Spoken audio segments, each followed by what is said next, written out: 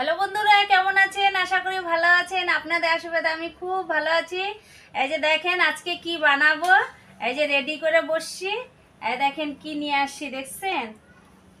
এটা কি বলেন তো? আপনারা কি বলেন? এটার নাম কি? এই যে দেখেন কত লম্বা লম্বা, দেখছেন?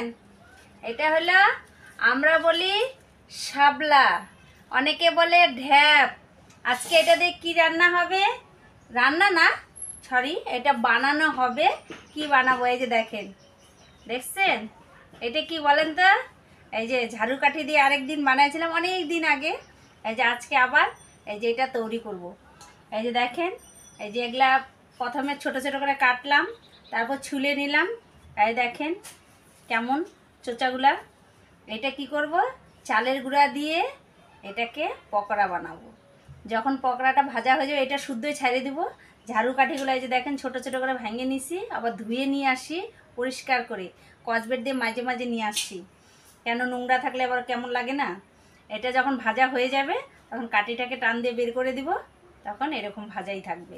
আর মচমচা করে ভাজবো, আপনাদেরকে দেখাবো, আপনারা কিন্তু অবশ্যই দেখবেন।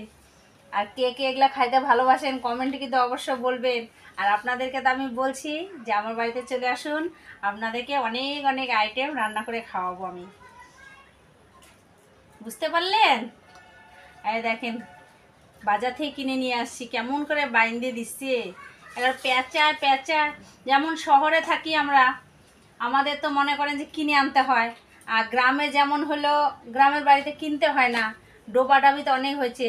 এটা হলো যখন বড় হয়ে যায়, বাড়তি হয়ে যায়, তখন এটার খই হয়।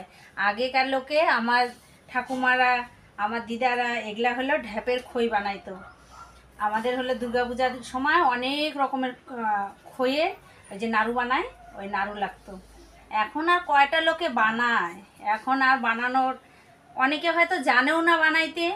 আবার হলো ঝামেলার জন্য, যেমন দেখেন এখন আমি এটা কাটতে বসছি, কত টাইম লাগবে কাটতে। তারপরে হচ্ছে ওইটাকে আবার ঝাড়ু কাঠির মধ্যে একটা একটা করে বুনতে হবে, বুনে আবার রেডি করে রাখতে হবে, চালের গুঁড়া মিলাইতে হবে, তার সঙ্গে মশলা দিতে হবে, দিয়ে তারপরে তেল দিতে হবে, ডুবা তেলে ভাজতে হবে, তবেই সে না টেস্টি লাগবে, তাই না বন্ধুরা? ঠিক আছে বন্ধুরা, ভালো থাকুন, সুস্থ থাকুন, রাখি, টাটা।